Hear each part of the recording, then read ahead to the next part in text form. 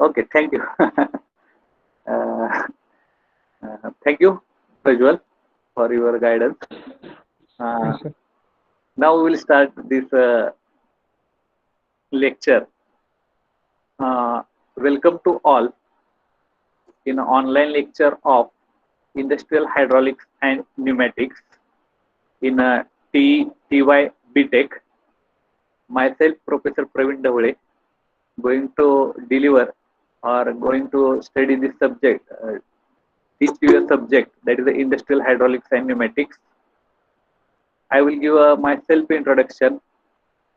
I'm Mr. Praveen Davule, working as an assistant professor in our mechanical engineering department. I have total 13-year teaching experience. I completed my graduation in mechanical engineering and post graduation in heat power engineering.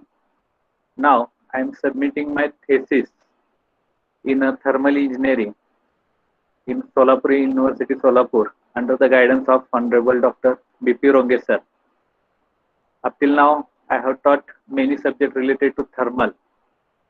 At the same time, I have command on first year subject that is the graphics and basic mechanical engineering. Now, with this little introduction, I will start regarding the our subject that is the industrial hydraulics and pneumatics. As you've seen,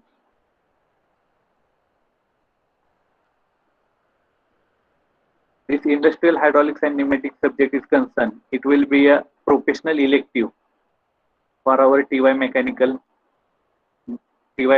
branch. It is having a 3 lectures per week, having a 3 credits, 30 mark ISE and 70 mark ESE, end semester examination and in semester examination. Total marks is of 100. As far as our syllabus is concerned, there are certain course prerequisites.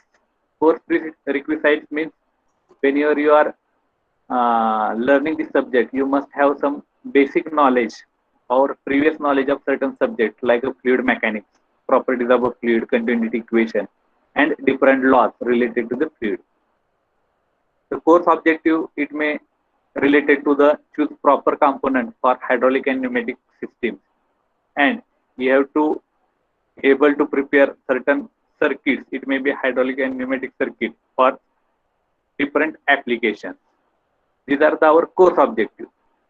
And under course outcome, you are able to, means students are able to describe the construction, working, and applications of various hydraulic as well as pneumatic devices. And students are able to select the proper components of hydraulics and pneumatics in order to prepare different circuits which will be useful for hydraulic and pneumatic applications. As far as the first section is concerned, it will be focused on hydraulics. It consists of introduction to hydraulic system and actuators. Second unit, it is focusing on pumps, accumulator, intensifier, and valves. Third unit, it will be focused on by learning the different components of hydraulic system, where prepare certain hydraulic circuits like meter in, meter out circuit, bleed off circuit, regenerative circuit, sequencing circuits. Likewise, means in first section we are mainly focusing on what is the hydraulics, what are the different components used in hydraulic system, and by studying these components, we are able to prepare certain hydraulic circuit for particular industrial or domestic applications. In second section, we are focusing on pneumatics. In pneumatics, in unit number 4, you have to give an introduction to the pneumatic system and pneumatic actuators. In unit number 5, you have to study pneumatic system elements and different valves. And unit number 6, we have to study different pneumatic circuits. Means if we are considering unit number 4 to 5, they are focusing only on pneumatic circuits. Means what are the different components or devices used to to form the pneumatic circuits, its construction, its working, its application, you have to study in detail. And for a particular mechanical or industrial application, while designing a circuit, you have to able to select the proper devices to complete that pneumatic circuit for a particular application. It all related to the our syllabus. Are you getting this point? Yes? Reply please. Hello? Am I audible? I am audible? Yes, sir. Yes, sir. Okay. This will be the quite brief review of our syllabus. Now,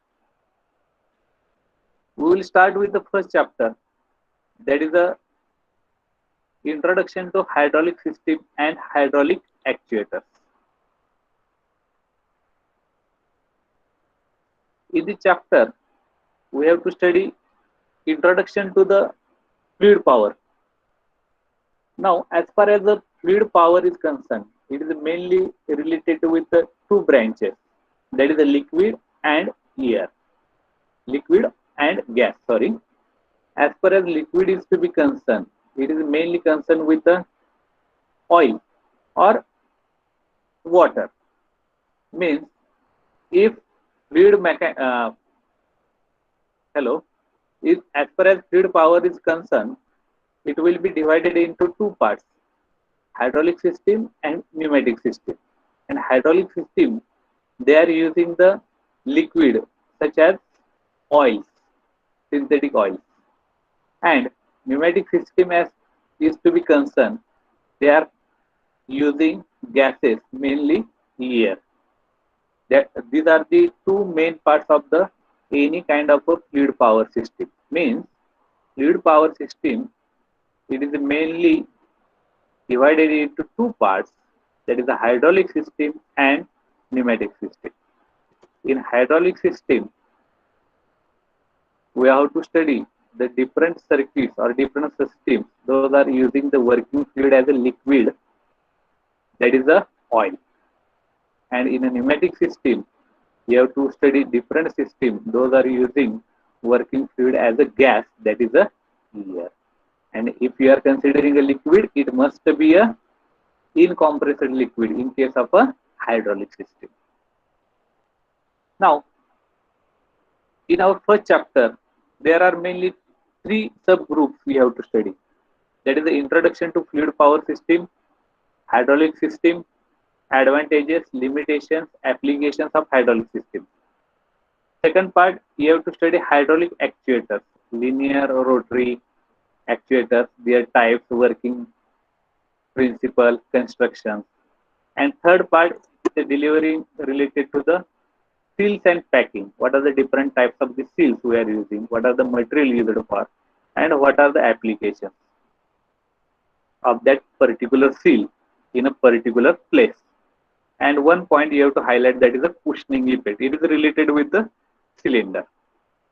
In last lecture, we are covering this part, introduction to fluid power system, then what is hydraulic system, what are the advantages, limitations, and applications of the hydraulic system. In today's lecture, we will try to complete these two parts. Before going to this hydraulic actuator, in last lecture, what we have studied, we will take a recap of that. As we know that fluid power system are the power transmitting assemblies. Those are employing pressurized liquid or gas in order to transmit the energy.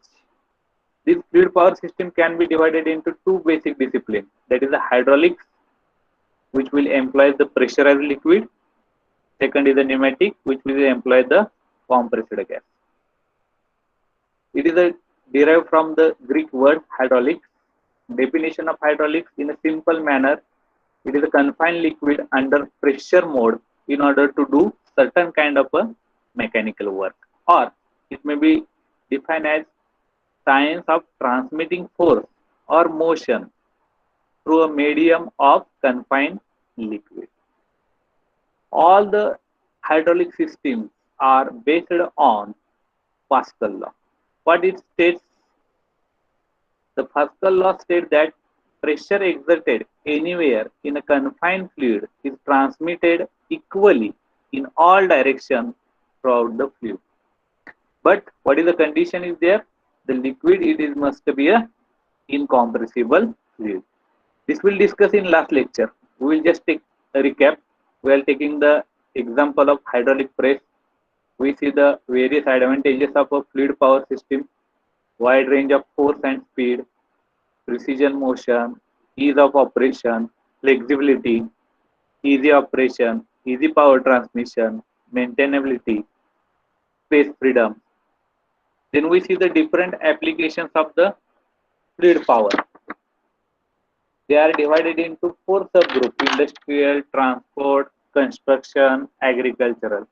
And at main heading, there are certain specific applications we have discussed in detail. Any kind of a fluid power system, it mainly consists of four parts. First one, that is input, that is the energy conversion element. It consists of pumps in case of hydraulic system and compressors in case of pneumatic system. Second part, that is the storage element. It may be an accumulator or reservoir. Third, that is the fluid energy control element. In fluid energy control element, these are the nothing but different kinds of valves. It may be a pressure control valve, it may be a flow control valve, or it may be a direction control valve. And last one, that is the energy reconversion element. Means these are the actuators where fluid energy is converted into mechanical energy. Here, in energy conversion element, that is a pump or compressor, where mechanical energy is converted into fluid energy, fluid pressure energy. And in energy reconversion element, fluid pressure energy is converted into mechanical energy. Every hydraulic system or fluid power system, it must have to go through these four elements. That is the input energy conversion element, storage element, control element, and reconversion, that is the output element, that is the actuator. We see this diagram how it operates. We see certain examples, that is a hydraulic system, say, that is a vehicle brake system, hydraulic system, vehicle power steering, vehicle hydraulic jack, aircraft hydraulic system. As like a fluid power system or a hydraulic system, there are again four parts: power input, control device, power output, what will be the working fluid, that is liquid, and conductors are nothing but the pipes and hoses in order to carry out the working fluid. We see the power input device, control device, power output device, liquids, that is the mainly a synthetic oil we are using, and that will be stored in a reservoir or tank. Conductors are nothing but the certain kinds of pipes or hoses in order to transmit the oil between the hydraulic components. We see the advantages of a hydraulic system, certain drawbacks of hydraulic system, and certain specific applications of the hydraulic system. Are you getting? We are get a review of last lecture. Hello. Yes, sir. Is the voice is audible clearly or interrupting? No, sir. Voice is clear. Okay. No disturbance or any another voice, that is a crushing. It will be happen. No, sir. No, na? No, sir. Okay. Now, next part it is related with the seals. Before that, we will cover the hydraulic actuators, so that this concept it will be clear. Wait for a while. Okay. As we discussed in a last slide, any fluid power system or any hydraulic system, it mainly consists of four parts. That is the input one, second one is storage, third one is the control, and fourth one is the output. In input, they may be consist of pump or compressor, pump and compressor, pump for the hydraulic system and compressor for the pneumatic system. In a storage of a hydraulic fluid, you may use a accumulator or reservoir. In a control system, you may use a different kind of valves. It may be a pressure control valve, it may be a flow control valve, or it may be a direction control valve. Means all these controlling elements, they are nothing but the valves. They may control pressure, direction, and flow. And last element of the system, it is the output. That is the re-energy conversion element. Output, it mainly consists of the actuator that you have to study under this first chapter. In case of a hydraulic system, that output is called as a hydraulic actuator. What is that hydraulic actuator? These hydraulic actuators are also called as a consumers because they are consuming the fluid power or fluid energy or pressure energy of a fluid in order to carry out certain kind of a mechanical motion. It may be a linear motion or rotary motion or certain kind of a mechanical work. So these hydraulic actuators are the elements of hydraulic system which transfer the hydraulic energy into useful work. And that hydraulic energy, it is used for moving of certain element, for the gripping or clamping or lifting or tilting and rotating motion with the force. Hence, these devices that actually achieve these objectives are called as a actuator. Means whatever the devices we are using for moving, gripping, tilting, lifting, clamping, and rotating, such devices are called as a actuator. Are you getting? Now, this hydraulic actuator can be classified into mainly two groups. First one, that is a linear actuator, and second one, that is a rotary actuator. As far as linear actuators are concerned, they are mainly a hydraulic cylinder. Means in a hydraulic actuator, linear actuators are the hydraulic cylinder and rotary actuators are the hydraulic motor. In linear actuator, we have to study three different types. That is a single acting hydraulic cylinder, double acting hydraulic cylinder, telescopic cylinder. And there are certain types of the linear cylinder. It may be a nested cylinder, it will be a tandem cylinder. Certain special cylinder we have to study under this linear actuator. Single acting, double acting, telescopic, tandem cylinder, nested cylinder. These are the certain special types of the cylinder we have to study. In a rotary actuator, rotary actuators are nothing but the hydraulic motor. In this, we have to study gear motor, vane motor, and axial piston motor. This axial piston motor, it may be of two types. That is a scratch plate type and bent axis piston motor type. These are the two types.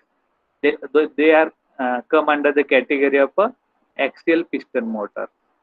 There are certain limited vane motor types are there, limited piston motor types are there. Means complete conversion of fluid energy into rotary energy, it will be classified under this gear motor and vane motor and axial piston motor.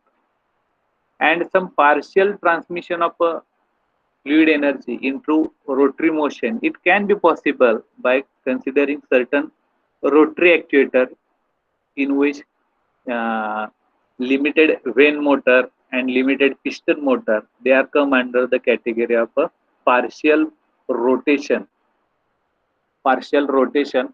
of the shaft. This is the broad classification of a hydraulic actuator. I repeat, these hydraulic actuators are classified broadly into two types, that is the linear actuators and rotary actuators. Means in linear actuators, fluid pressure energy, it will be converted into linear motion, and that will be carried out by using the hydraulic cylinder. And it consists of three types: single acting cylinder, double acting, telescopic, tandem, and nested cylinder. And second main classification, that is the rotary actuator. In rotary actuators, the fluid energy or hydraulic energy of the fluid, water or liquid or oil, it will be converted into rotary energy, rotation energy, rotation. So that can be achieved, complete rotation, it will be achieved by using the motor. It may consist of two types, gear motor, vane motor, and axial piston motor, where complete rotation is to be achieved. There are partial rotation can be achieved by using certain motors. It may include partial vane motor and partial piston ring, radial piston motor. That will be discussed in next slide. As far as the first type of the linear actuator, that is a single acting cylinder. These linear actuators are the hydraulic cylinder. This hydraulic cylinder, it will provide linear motion. It may be a forward motion and backward motion. If we are considering this one will be a cylinder, right? This one will be a piston. This is the piston rod, right? And this is the spring, compression spring. And we have to supply the fluid from this port. This is the cylinder body, right? It is enclosed a piston which is having a piston rod and also provided with the compression spring.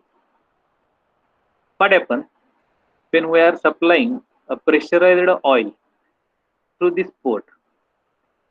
This portion of the inner portion of the cylinder, it will be filled with a pressurized fluid. They are exerting the pressure on this surface, this face of the piston, so that this piston, it will be moved toward the right side. So this piston rod, it will be extending, right? So extension of the piston, it will be takes place. It is called as a power stroke. So you are getting the linear motion in this direction. And when this piston is reaches at the extreme end, right? At that time, this task, it will be get completed.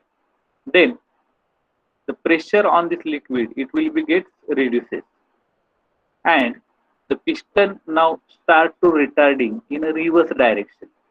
It may be carried out by using this compression spring, or in case of a wet lifting, it will be placed in vertical position, and we are supplying this liquid from the base.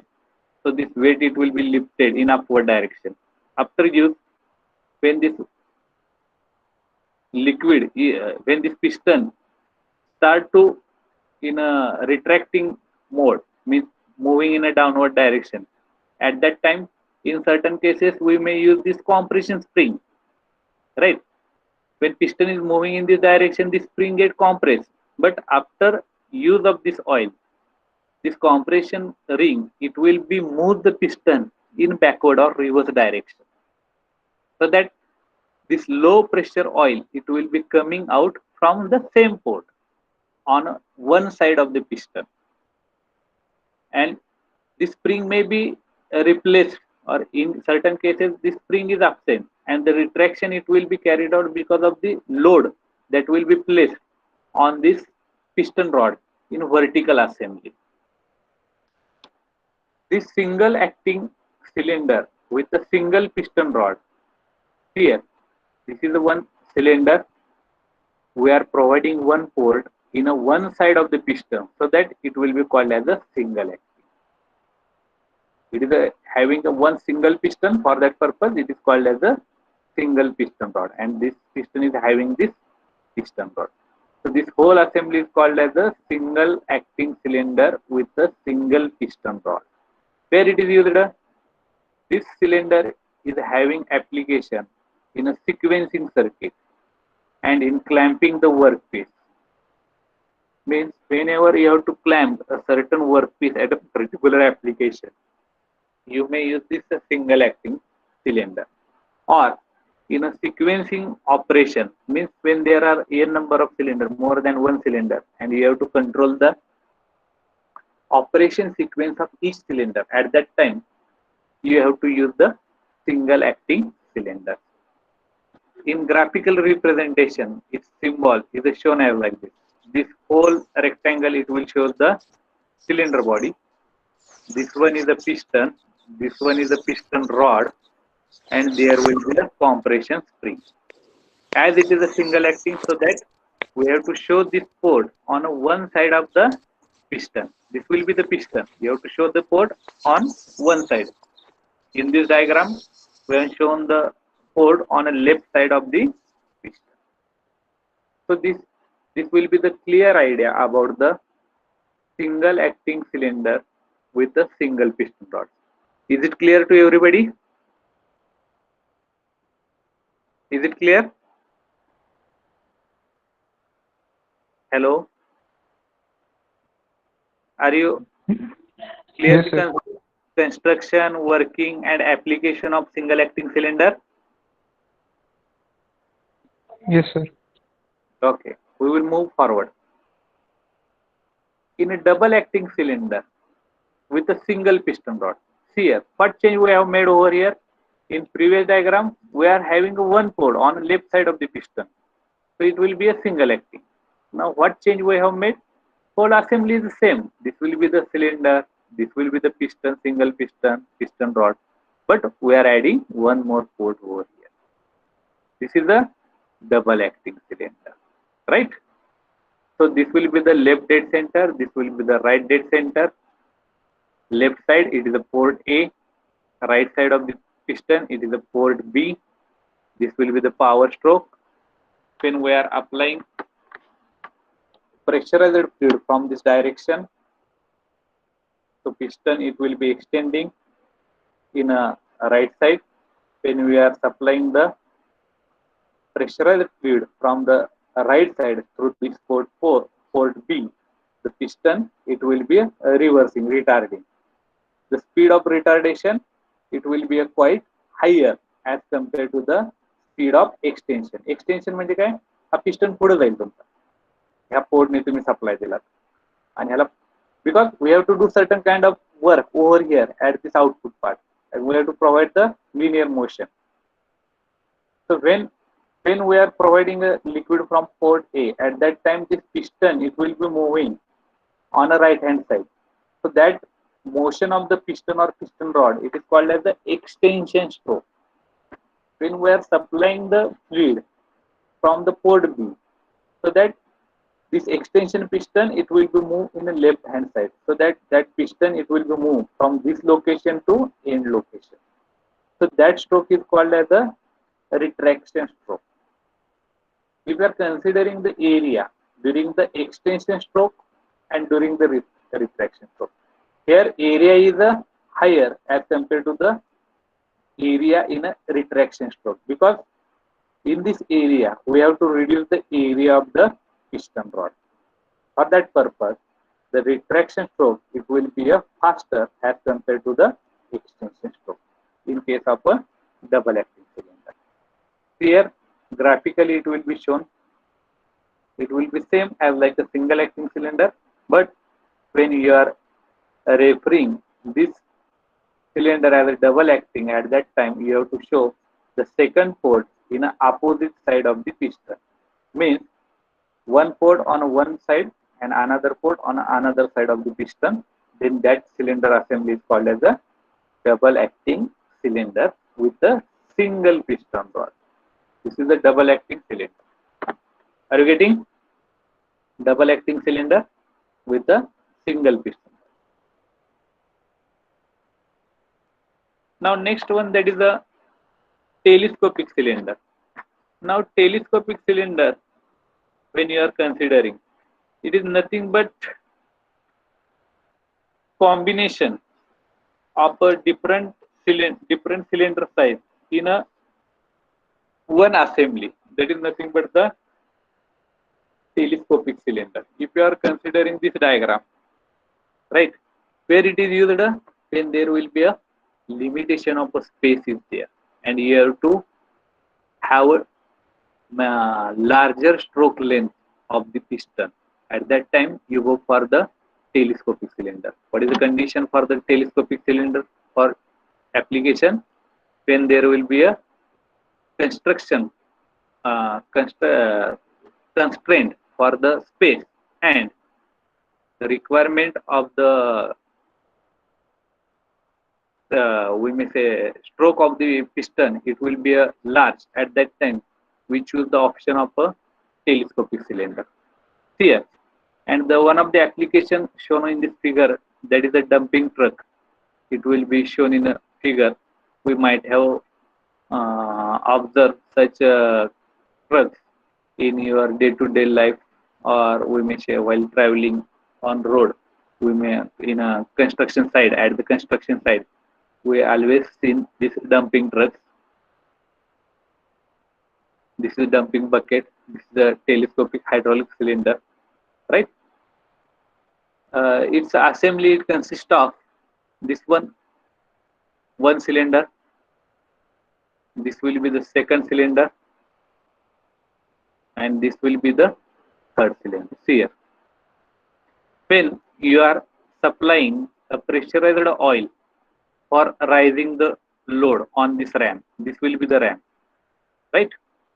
This will be the cylinder 1, and this will act as a ram 1. Now this will be the cylinder number 2, this will be act as a ram 2, and this will be act as a ram 3. The working area of this first cylinder, this will be X, second cylinder Y, and third cylinder Z.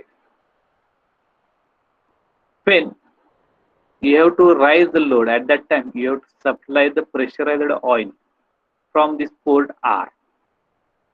Initially it will fill up this all area, right? Then it will pushing this ram 1 in upward direction up to this location, right? Then this pressurized fluid, it will enter in area Y. Then it will pushing this Z, it will pushing this ram 2, so that this pressurized fluid, it will be passing through this opening and enter in a Z, in an area Z. As the pressure of a fluid which is coming in an area Z, it will moving this ram 3, so that this all rams, those are in an extensing position or at an extreme position. This will be achieved this location, this will be achieved this location, and this will be achieved this location. And this ram, or this top portion of the ram, it is at a highest position or extension position, that will be used to rise the load, right? In order to return its original position, you may apply the pressurized oil in lower direction, or by weight it also gets retracted. But in case of this dumper bucket of the dumper, or dumper truck, at that time we require the large pressure at the initial lifting of the load. Then by then the size of the cylinder goes on decreasing, because this bucket, it will be lift at the initial point, initial phase. It will require the more force to lift that bucket. Then the intensity of the pressure or force, it will be reduces as this bucket is moving in a upward side, right? While retracting this bucket, or for the reversing of this cylinder, we may pass this pressurized oil through this EL port in order to lower the position of the bucket. At that time, this oil, it is coming from this side, it will moving this ram 2, first ram 3 to this location, then ram 2 this location, and ram 1 to this location. So that this is the graphical representation of a telescopic cylinder. At the rising, you supply the pressurized fluid from this R port, it will be fill up this space, it will pushing so that this cylinder it will reaching this location, then through this space it will be occupy y, so this space it will be get fulfilled, it will taking the position up to this, then z it will move the central ramp at the outermost position. This is all about the telescopic cylinder. Are you getting idea about the telescopic cylinder? Yes. Are you clear the concept of telescopic cylinder? Reply please. Yes, sir. Okay, very nice. So in a telescopic cylinder, it is a combination of the more than one cylinder, which is having a different diameter, and they are mainly used in application where there will be a constraint of a space and requirement of a large piston stroke. Stroke length of the piston it will be required to be large, and the space limitation is a very small. At that time, we will go for the telescopic cylinder. Then rotary actuators. If we are considering about the rotary actuators it will provide the rotational motion. As we deal about the actuators are nothing but the devices which are converting pressure energy into mechanical energy, and then mechanical energy it may be a linear energy or rotary energy. Now we are dealing with the rotary actuators. They are mainly a hydraulic motors. Motors are nothing is the opposite of the pump. Pump मध्ये काय होत होतं? Mechanical energy is converted into hydraulic energy, so that mechanical energy is utilized to increase the pressure on a fluid. In case of a motor, it will be the reverse application. Means we are supplying the pressurized fluid and we are converting that pressure energy of a fluid into certain kind of a mechanical energy. It may be a rotary energy, or in case of motors it must be a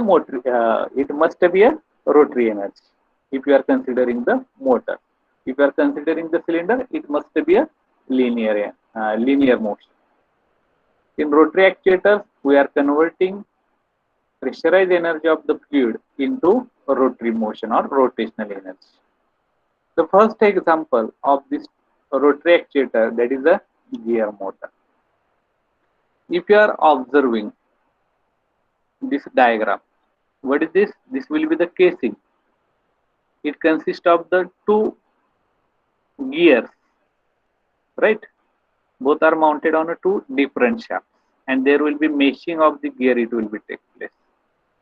The construction of the gear motor it is similar as that of the gear pump, but in case of a gear motor, it converts the hydraulic energy, that is the pressure energy, into the rotary mechanical energy, and that will be used for many industrial applications.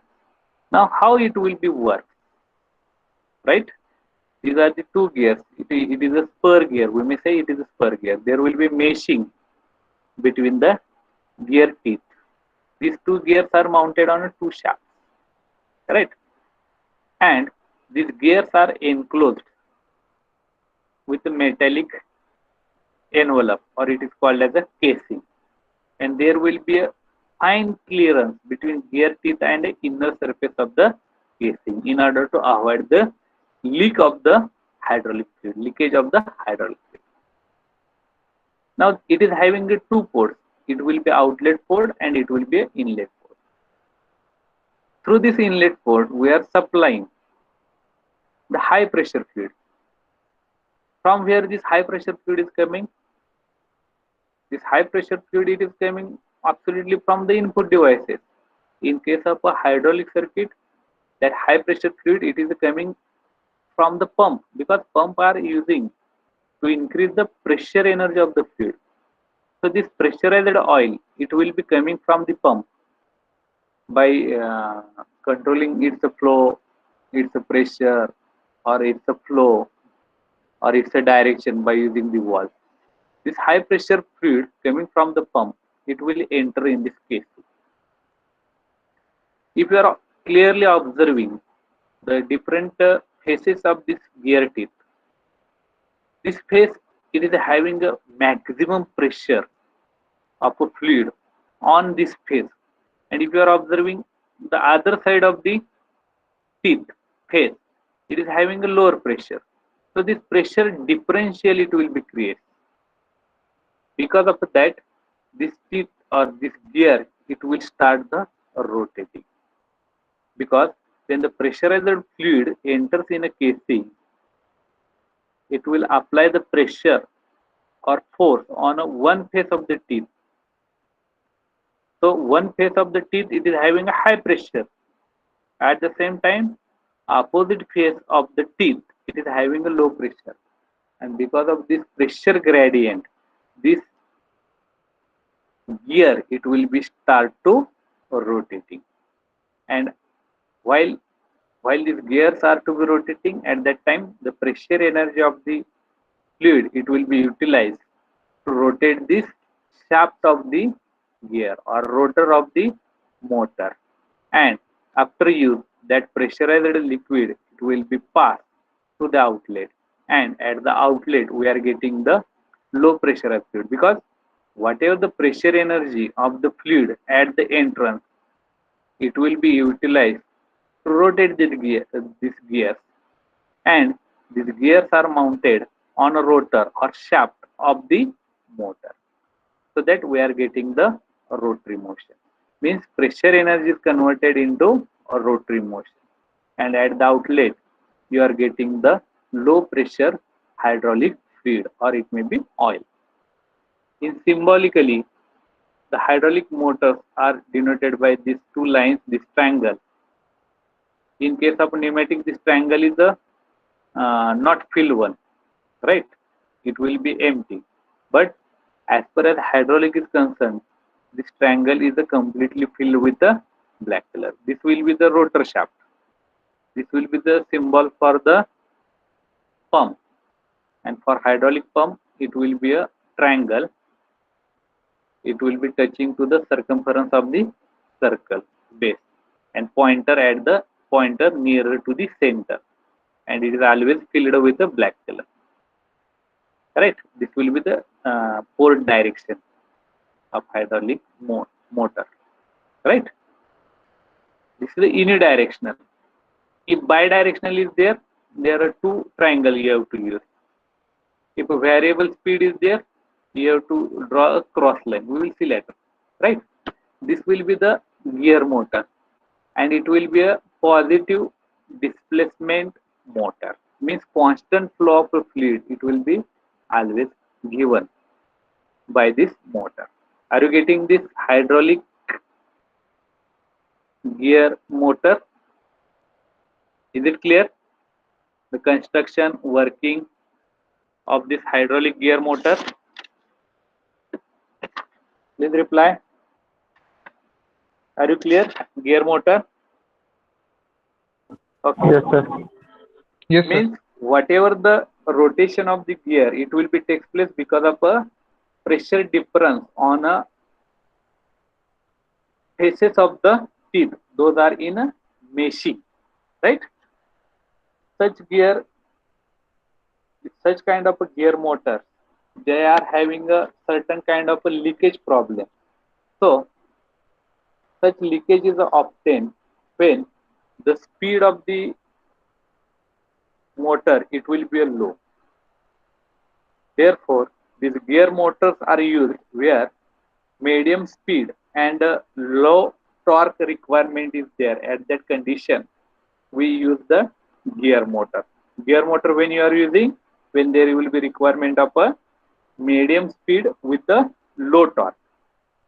But when this gear motor they are operating at a quite high, at a quite low speed, at that time there will be a possibility of occurring leakage. It is a more in case of a gear type motor.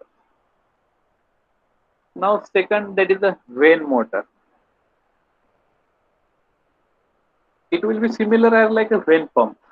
There are two types of the vane pump, balanced and imbalanced, right? but they are not. We see the unbalanced type pump. Balanced type vane motor. It is not for our syllabus. The construction of this unbalanced vane motor, it is as like a unbalanced vane pump.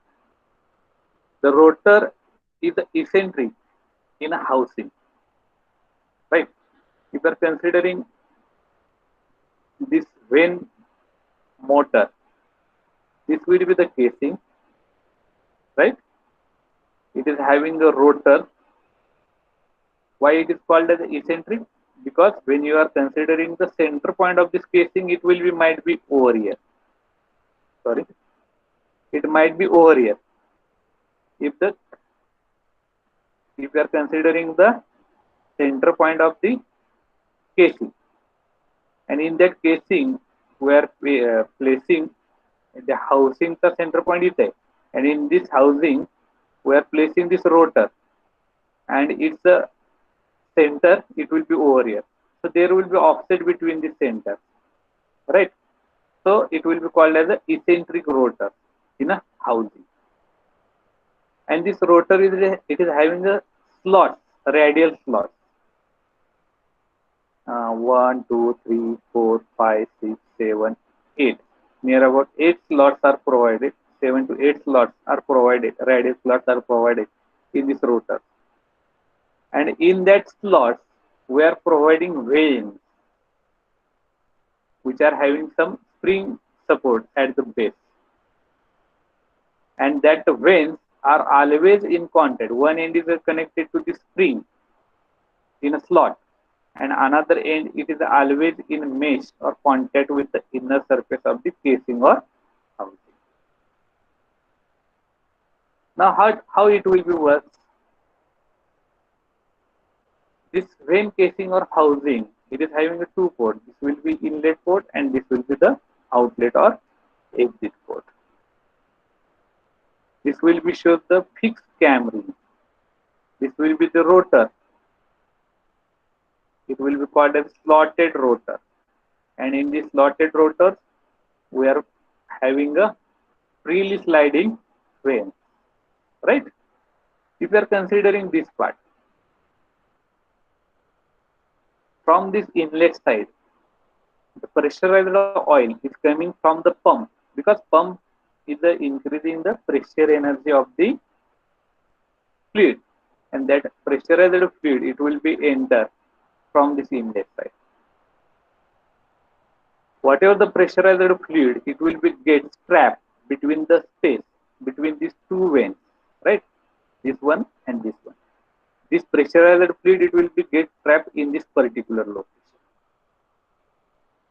As we know that this is the rotor, it must have to rotate because of a pressure energy.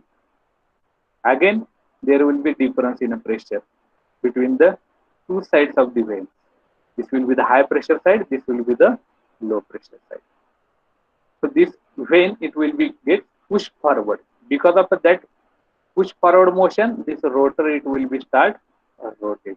Likewise, this pressurized fluid it will be get trapped between the vanes, and because of a pressure difference on sides of the vanes it will be moved in a forward direction.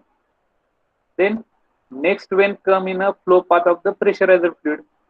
Same process it will be repeated, so that this pressurized energy of the fluid it will be utilized to rotate the rotor of this vane motor. As this rotor moving from this location to this location to this location, as the area goes on increasing, the pressure on a fluid goes on decreasing. So that low pressure fluid it will be coming out from the exit port of the vane motor. So that in case of a vane motor, this pressurized oil it is utilized to rotate the rotor of this motor, so that fluid energy of the pressure energy of the fluid it will be converted into rotary energy, that is a mechanical energy, and this rotary energy of the rotor of the motor.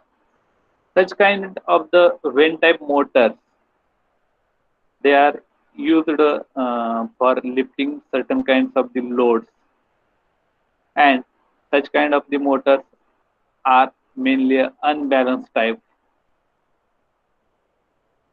So these vane motors are to be operated in a particular manner that will be described by using this diagram. It is the same as like a gear pump. Only what difference we have made? Instead of a gear, we are using these vanes with a slotted rotor, and that rotor is moving eccentrically so that the pressurized fluid, it will be able to rotate this rotor of the vane motor, and due to the rotation, after utilizing the pressure energy, low pressure fluid, it will be passing out from the outlet port of the vane type motor. Are you getting construction and working of a vane motor? Yes. Are you getting? Yes, sir. Okay.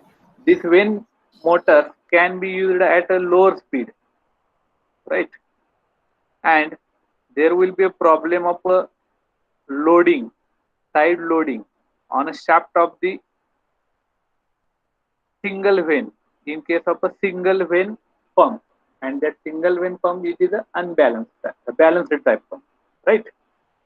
So these vane motors are used for low speed application also. Now axial piston motor. In axial piston motor, it is a similar to the axial piston pump. There are two types of the axial piston motor. One is a swash plate axial piston motor, and second one, that is a bent axis piston motor. If you are observing this diagram, this will be the cylinder block, brown color, right? And there will be provision for movement of the piston in a cylinder. Means certain provisions are made in a cylinder block for the movement of the piston. This will be the piston, green color. If you are considering, this will be the inlet port and this will be the outlet port. The piston is moving in and out through this slot which is provided in a cylinder block. And the end of the piston, it is connected to this one plate. It is called as a swash plate. It is having a certain swash angle, right? If this angle is a 0, means swash plate is a vertical, right? At that time, there will be no movement of the fluid through this motor. If this angle is smaller, smaller displacement of the fluid it will be take place. So smaller rotation of the shaft or rotor it will be take place. As we increase the angle from this vertical to lateral, as we increase the angle, the movement of the or displacement of the fluid it will be a larger. So that larger displacement of the fluid it will be take place, it will increase the speed of the shaft of the rotor of the motor. Means as far as swash plate axial piston motor is concerned, we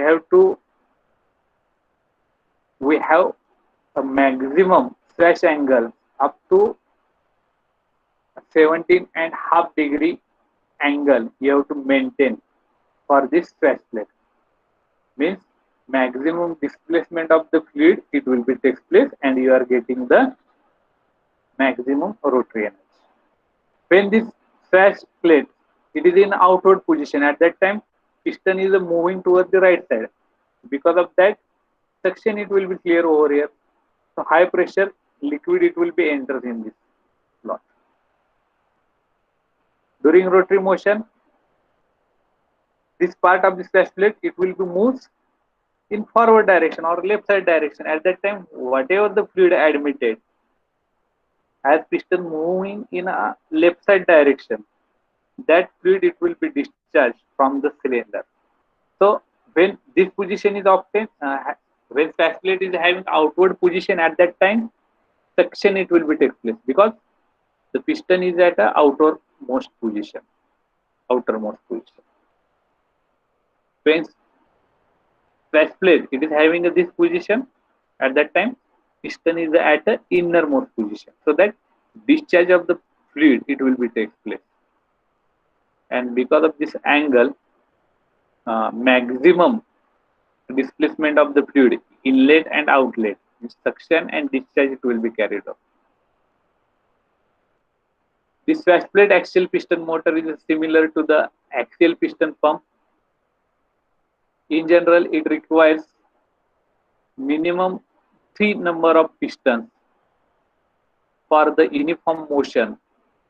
The number of piston must be above 7, or maximum 9 pistons we have to consider in case of a flash plate axial piston motor. Means maximum 9 pistons can be used in case of a flash plate axial piston motor, and minimum 3, maximum 9 for uniform discharge of the fluid. It will be possible. It all about the axial piston motor, first type, that is a flash plate axial piston motor. Are you getting this concept? Because of this flash plate, to this flash plate we are providing the piston, attaching the piston, and this angle is very important for the displacement of a fluid. As far as possible, its angle must be large, and maximum angle it is limited up to 17.5 degree, 17.5 degree पर्यंत आपण तो angle ठेवू शकतो. Okay. Now, bent axial piston motor. In a bent axial piston motor, if you are considering this diagram, this is a fixed block. It is having a certain port, inlet port and outlet port. But there will be one another block, that is moving cylinder block. Right? It is having the same port, inlet and exit port. But this moving cylinder, it is provided with the piston and piston rod. And this piston rod is connected with this plate, flash plate, like a flash plate, right? Or it may be called as a flange, driving flange, right? And the angle of the driving flange, it is having certain offset, not a straight angle or not a linear angle. In previous slide, this we may say rotor angle, it is in line with the angle of a piston rod.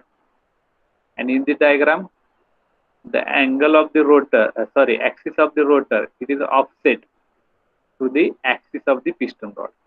And this joint, it is called as a knuckle joint, or we may say in basic mechanical engineering, in coupling, we may study different types of coupling, that is the universal coupling, Oldham's coupling, right?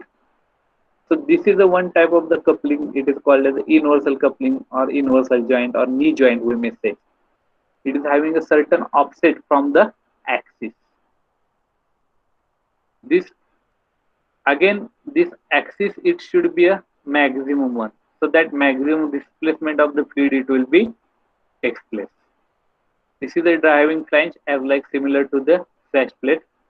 The maximum offset angle, it is limited up to 30 degree in case of a bent axis piston motor. What happens when pressurized oil come from this direction? It will moving this piston in outward direction, right? Because of that, certain rotary motion is given through this joint to this flange, and this flange to the driving shaft of the motor. When this position is obtained, at that time, this side of the piston, this side of this flange, it will be toward the retreating stroke. This piston is moving toward the left hand side, means retraction it will be carried out. So discharge of the fluid it will be passing through this outlet port. From this diagram, you just remember that a bent axis piston motor, it is having a fixed block, or it may be called as end plate. It is having a port, inlet and outlet port. At the same time, in conjunction with the end plate, it is having a moving cylinder block. And this moving cylinder block, it is having a port, inlet as well as exhaust port, and both are filled with a piston and piston rod. And piston rod is connected with the driving flange. But the axis of this universal joint and this driving shaft, it is not a coincide. There will be certain offset angle between axis of the driving shaft. So this assembly, it will be act as a universal joint or universal coupling, so that extending and retreading movement of the piston, linear movement of the piston, extension, retraction. This linear movement of the piston, it will be converted into a rotary motion of the shaft, right? But because of a knuckle joint, this linear transition of a motion, it will be converted into certain angular transition with a certain angle, that is offset angle, and it is a limited maximum up to 30 degree in case of a bent axis piston motor. So this motor consists of cylinder block having circumferentially arranged a cylinder bore. This will be the cylinder block, cylinder bore, piston, driving flange similar to the patch plate. This will be the flange, driving flange, and a cylinder block end plate fixed. This is the end plate which is having a cylinder block, and these end plates are the fixed one. This is the construction and how it works. Just I have explained. That is a because of a pressurized fluid, pressure energy of a fluid, it will be converted into rotary energy, and because of this angular joint, we are taken this motion in a certain angle, or angular motion you can achieve by using this bent axis piston motor. Are you getting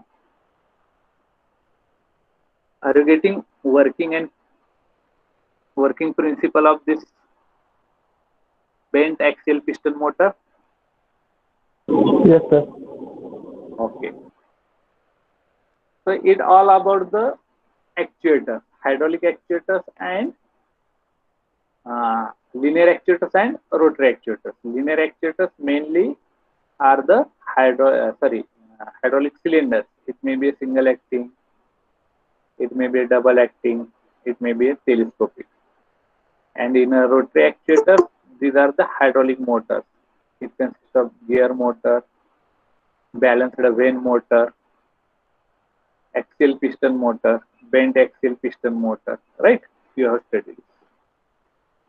Now, whatever the hydraulic cylinder we have considering or discussed earlier, studied earlier, they can be specified by certain designation. Hydraulic cylinder. See, the hydraulic cylinder. This will be the cylinder tube. This will be the piston. These are the seal we have studied in last seal, hydraulic seal. One of the type of the seal, that is a piston O-ring. Now this will be the piston guide. This will be the piston rod, right? There will be cylinder cap. This will be the cylinder cap. Piston rod wiper, in order to avoid the leakage of the oil along with the piston rod. To avoid that leakage, also we are providing piston rod seal. See, this one is a piston rod seal. This will be called as a cylinder cap, and this will be called as a cylinder base. This will be the cylinder barrel or tube in which piston is a reciprocating. This will be the piston. This will be the piston rod, right? This cylinder base and this cylinder cap, those are having certain ports for the supplying of the pressurized hydraulic fluid. Right? This piston, it is having a piston seal in order to avoid the leak, and this is the piston o-ring in order to reduce the friction between inner surface of the cylinder and uh, outer surface of the piston ring, right? So this piston does not come in direct contact with the inner surface of the cylinder. The piston ring, it is always come in contact with the inner surface of the cylinder. And o-ring type seal we also use. This will be the v-ring type seal, right? In order to avoid the leakage from this side to this side, we are providing this seal. Means either side of the fluid cannot be mixed or cannot be leaked from one side to another. For that purpose, we are providing the piston seal. Also, this piston rod, it is coming out from this cylinder, right? So there will be certain opening in order to avoid the leakage of this hydraulic fluid. Along with the piston rod, there will be a certain sealing, it will be provided for the piston rod, and these wipers are provided to absorb the shocks, right? So this is the basic construction of the hydraulic cylinder, and this hydraulic cylinders are designated by this nomenclature 85 oblique 48 dash 500. What it indicates? This upper part, numerator part, it is a shown diameter of the piston. The denominator part, that is 48 number, it will show the diameter of the piston rod, and 500, it will indicate the stroke length of the piston. Are you getting this? Sir, what will be the unit? Huh? It is in Means- EMM. It is in EMM. Okay. Okay, sir. It will about the how we will specify or designate the hydraulic cylinder. There are certain brief description. Take a review. Hydraulic cylinder, single acting, plunger type, gravity or spring return. Gravity return means because of a gravitational force or load on a plunger or ram. Single acting we see, double acting. In special design cylinder, telescopic cylinder we have seen. We will see tandem and nested how it will be. Now, a ram type cylinder. Is it visible clear or not? Yes, sir, visible. Okay. It is one kind of a single acting cylinder, but it will also called as a simple ram type cylinder. Here, this will be the cylinder body. This will be the ram. It will be act as a piston, and at the upper side of the ram, we are providing a load in order to lift that, right? So this piston, this is nothing but this ram. This ram, it will be act as a piston in case of a ram type cylinder. We are supplying high pressure fluid through this non-return valve. It will supply the pressurized fluid only in a one direction. As this pressurized fluid comes in this space, it will lift this ram or piston. So weight it will be raised. And when this drain valve is open, this pressurized fluid, it will be coming out from the drain. This ram, it will be lowered. So this lifting of load and lowering of the load, it will be carried out by using this simple ram type cylinder. It is a one kind of a single acting cylinder, but ram type. This ram, it will be act as a piston. Getting?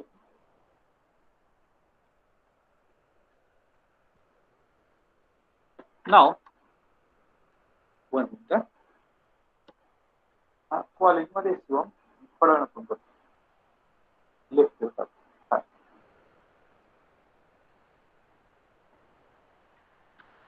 Now, this is the another graphical representation of another type single acting cylinder, where It is a spring loaded, means this compression spring we are using. From this port we are supplying the pressurizer fluid, so that this piston it will be moved in a upward direction. But to retract that piston, this compression spring tension it will be utilized. When we are passing pressurized fluid from this port, it will occupy this space and it will push this piston in upward direction, so that this compression spring it will be get compressed, so that it will store certain kind of energy in it. But after use, when you are to lowering this piston, at that time the stored energy in the compressing ring it will be utilized to retract this piston from upper side to lower side. Means the retraction stroke of the piston it will be carried out by using the spring, and extension stroke it will be carried out because of a high pressure fluid we are supplying from port A, and it will act the pressure against this spring force in order to extend the piston in a cylinder in right hand side. This is the spring loaded. This will be the double acting cylinder. What cylinder we have seen? In the diagram we show the cross sectional view, and it's a symbol. Both ports, so it will give the extension stroke in this direction, retraction stroke in this direction when we are supplying the fluid from this side. Extension stroke, the retraction stroke it will be a faster as compared to the extension stroke. Now what change we have made over here? In previous diagram, this is a double acting but a single piston rod, right? Single piston rod. Double acting cylinder with a single piston rod. आता इथे काय in this diagram? Double acting cylinder with a double acting piston rod. Because double acting, why? Because on both side of the piston we are providing the port, so that piston can move on either side. We are getting a relative motion. So this will be the double acting. And why it is called as a double piston rod? Because on both side of the piston, either side of the piston, we are providing separate piston rod. So in case of a double acting cylinder with a double piston rod, we are getting the equal discharge or equal motion of the piston rod. So we are not getting the differentiate motion as like in a single acting rod, because the area occupied within this cylinder because of a piston rod, it will be the same on either side, both side of the piston. So we are getting the same motion, same force or same discharge on both side of the piston rod. Where it is applicable? It will be applicable in case of a machine tool, right? In order to move the table on a machine tool, right? We require the double acting, double piston rod type cylinder, right? When you have to move the workstation or work bed of a machine tool on both sides, at that time we require such type of the cylinder. Are you getting where we use this double acting double piston rod? For the table on a machine tool.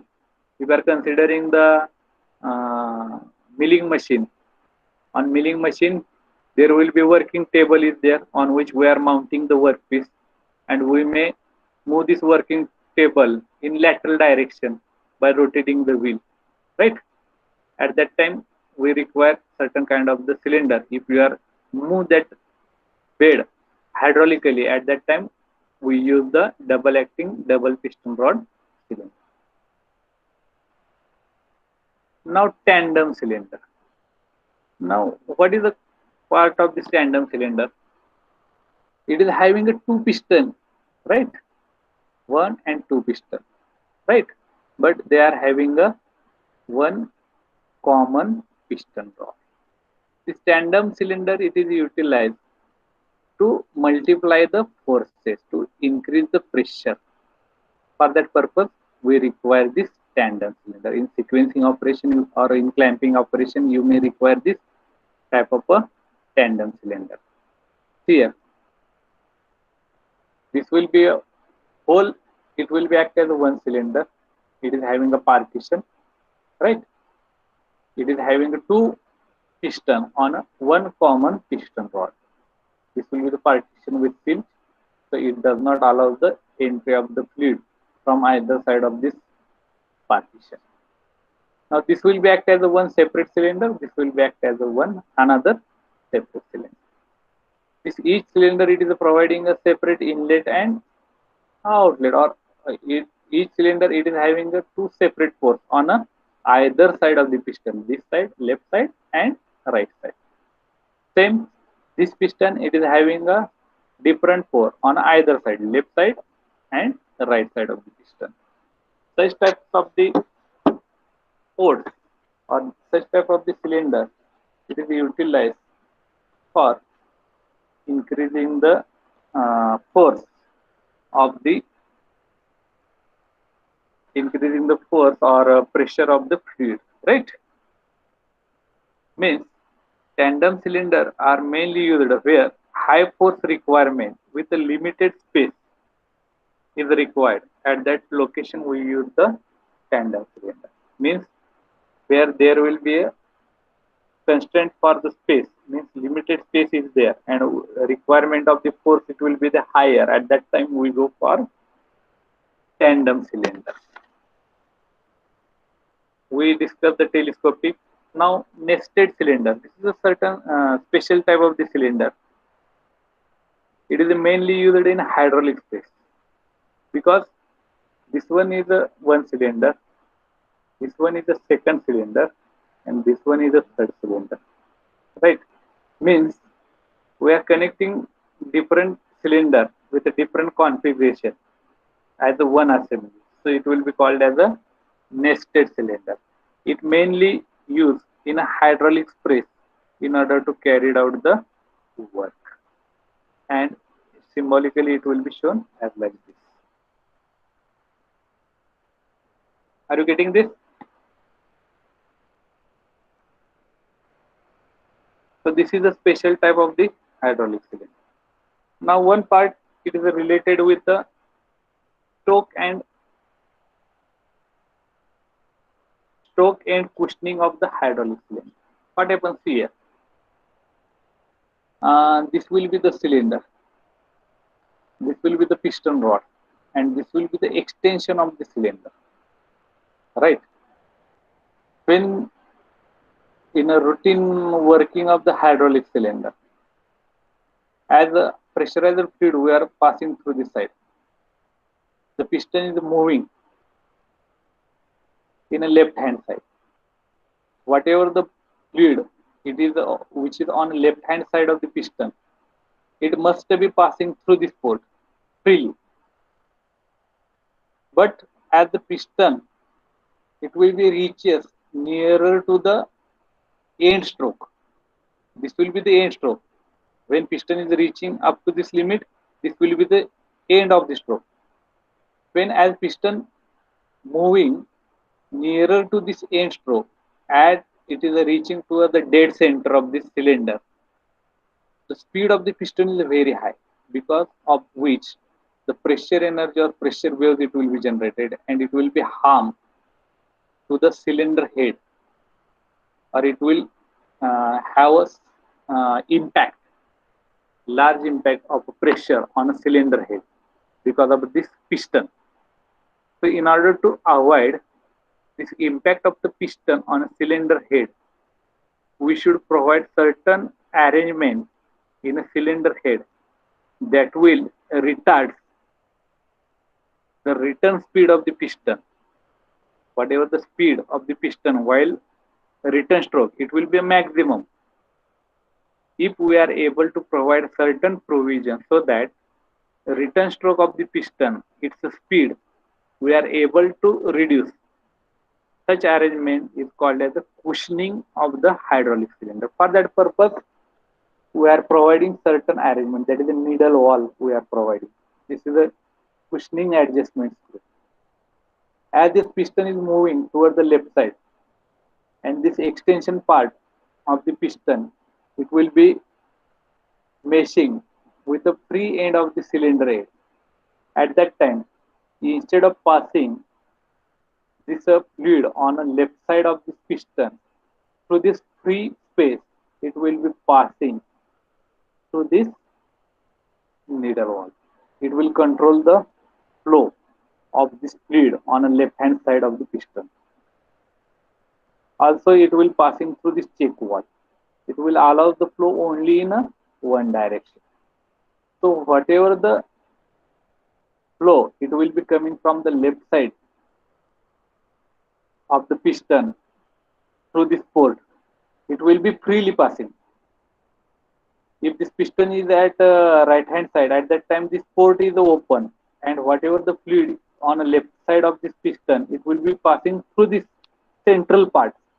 Because of that, the speed of the piston at the end stroke, it is higher. But we are providing this extension surface on a piston head. It will cover this free passage for the hydraulic fluid from the cylinder head.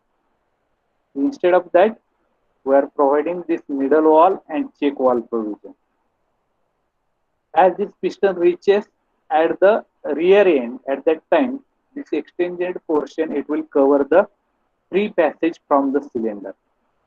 So whatever the fluid which will be present in this portion of the cylinder, it will be passing through the check wall or either through this needle wall. So restriction to the flow passage, it will be happen. It will create opposite force to the piston movement. Because of that, the pressure or speed of this piston, it will be reduced, and the piston, it will be reaches with the minimum speed at this cylinder hole, and this will be act as a cushioning effect for the hydraulic cylinder. This is the cushioning effect for the hydraulic cylinder. This diagram, it will show the cushioning effect. See here, this will, as cylinder wear goes towards the cylinder head, cylinder length is increased, and piston speed, it will be increased on this direction. And we are providing certain kinds of cushioning arrangement at the cylinder head, because of which this piston speed, it is remains constant and it goes on decreasing because of a cushioning action, it will be, or cushioning provision, it will be provided at a cylinder head. So this retarding graph, it will be shows reducing the speed of the piston. That is nothing but the, from this cushioning action, it will be started. Are you getting this? Cushioning of the hydraulic cylinder? Yes?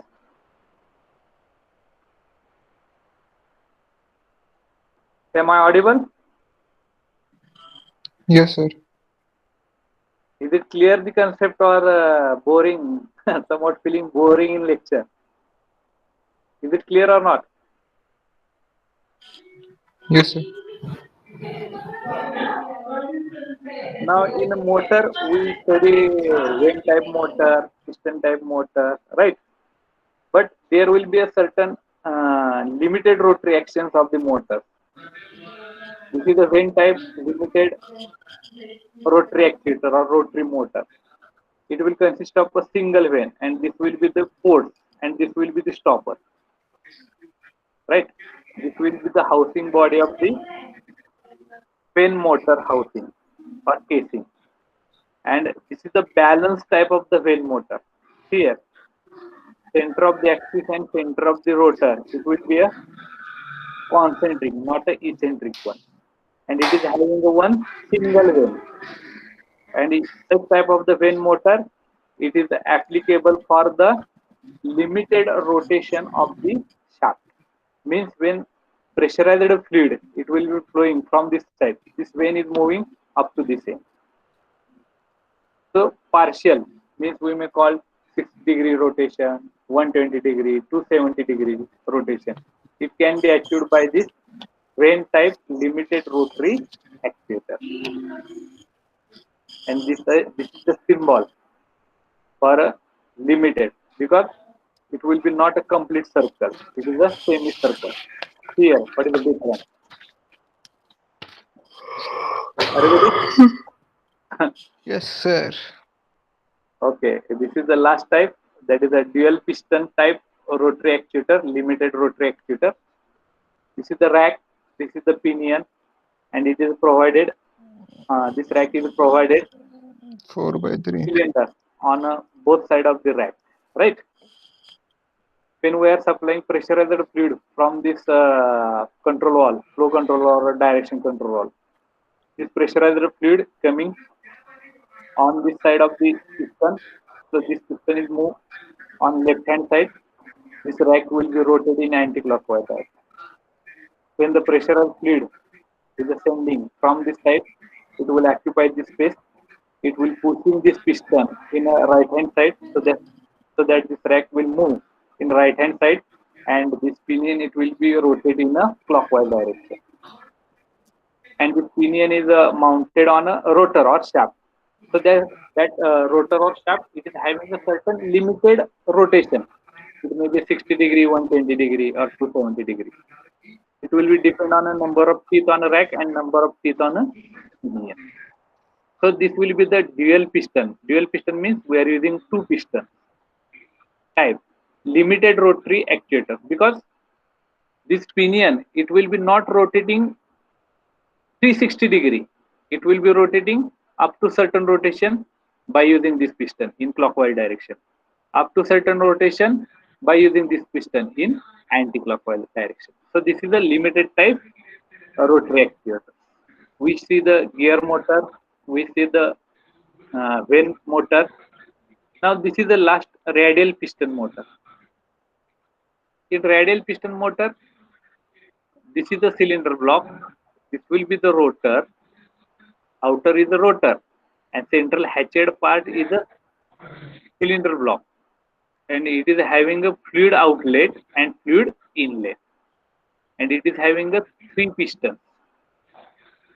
When pressurized fluid coming inside this cylinder, it will passing through this passage and moving this piston in outward direction, right? When this pressurized fluid coming inside this cylinder path, it will pushing this piston in outward direction, and in outer side there will be low pressure. So this pressure difference it will create this rotor to rotate. As this rotor rotates, the position of the piston it will be changing. When the piston come to this position, at that time, whatever the fluid after rotation, the low pressure fluid it will be coming at the outlet, and the outlet fluid it will be coming out with having a low pressure. Likewise, the hydraulic central cylinder block it will supply pressurized fluid as well as it will take out low pressurized fluid. Because of that, the piston it will be touching the inner surface of the rotor, and because of a friction, this rotor it will be rotate. It will about the radial piston motor. There are certain symbols used in hydraulics in order to have a unique language overall the world. There are certain standards we have, standards of organization. They are creating certain symbols in hydraulics and pneumatics, such as International Standard Organization (ISO) and Joint Industrial Council (JIC), American National Standard Institute (ANSI) standards. They are creating certain symbols in order to design a certain hydraulic and pneumatic circuits. Those can be read easily throughout the world, because Drawing is a symbolical language, or that is a language clear to everyone without words. As far as fluid power is concerned, there are mainly two branches, hydraulics and pneumatics.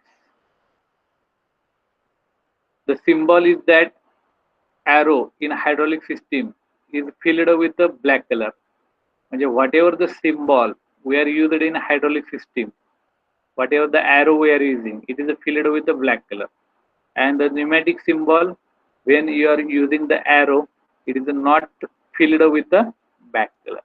Black color means hydraulic symbol, any arrow, it is always filled with the black color, and for pneumatic, you doesn't fill that arrow with any color or black color. This is fluid power symbol. Hydraulic pump. See here. Pump म्हटलं की काय आलं, pointer टोक हा सर्कलच्या सर्कम्फरन्सला आला पाहिजे, आणि motor म्हटलं की पॉइंटर टोक हा सेंटरला आला पाहिजे. Right. Fix displacement for one directional. One directional असेल तर वन ट्रायंगल, टू डायरेक्शनल असेल तर two triangle. Right. Fix displacement असेल तर हा ॲरो येत नाही त्याच्यामध्ये, व्हेरिएबल असेल तर हा ॲरो येतो. Right. This is the hydraulic pump with the one directional flow, one triangle. Fixed displacement, there will be no such kind of cross arrow. Hydraulic pump with the two directional, two arrow, but we are dealing with hydraulics, so that this arrow, it will be completely filled with black color. As we are dealing with pump, the pointer is touching to the circumference. The pointer is touching, sphere चा जो pointer आहे, sorry, what do we say, arrow चा जो pointer आहे, it will be touching to the circumference of the circle. If variable, you have to draw the cross arrow. Now motor. What is the difference between symbol pump and motor? There will be arrow, both are filled, but in case of pump, touching to the circumference of a circle, and in case of a motor, the base of the pointer, it will be touching to the circumference of the circle. This will be unidirectional motor. This will be the bidirectional. Bidirectional means two arrow, it will be there. Variable means you have to draw the cross arrow. This is the limited rotation motor. Just we see single vane motor and rotary piston motor, rack and pinion motor, right? This will be the symbol for the limited rotation. Here we are not drawing the complete circle as a motor. Limited rotor means semicircle you have to draw. Pump or motor. What is the difference? This will be act as a motor, base to the circumference, and pointer to the circumference, it will be act as a pump. Pump or motor, it will be shown by this symbol. This will be the fixed displacement. If this arrow is there, this will be the variable displacement. This will be the two-directional pump or motor fixed displacement. This will be the two-directional pump or motor variable displacement. So it all about the hydraulic actuators. Only one part it is remaining, that will be the seal. It will be covered in next lecture. Are you understood hydraulic actuators? Are you understood? Yes, sir. Okay. So for today's lecture, we will stop here. I will take a recap that in hydraulic actuators are nothing but these are the devices in which pressure energy of a fluid, it will be converted into mechanical energy. It may be a linear or rotary. Hydraulic actuators are two types: linear actuator, rotary actuator. Linear actuators are the hydraulic cylinders, and rotary actuators are the hydraulic motor. We see different types of the hydraulic actuators, its applications, construction, working. Then we see the arrangement of the cylinder, cushioning of the cylinder, and symbols, ISO symbols of the hydraulic pump, hydraulic motor, right? It may be a one directional, it may be a two directional, it may be a fixed displacement and variable displacement. Okay, thank you very much for listening this lecture patiently. If anybody have a doubt, please ask. You may unmute yourself and ask me the questions or doubt.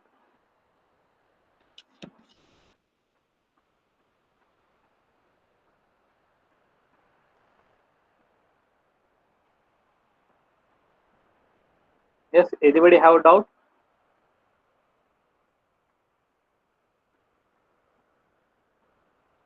So I think most of you have clear the concept of this hydraulic actuators. We will stop here. Thank you. Thank you very much for patiently listening this lecture.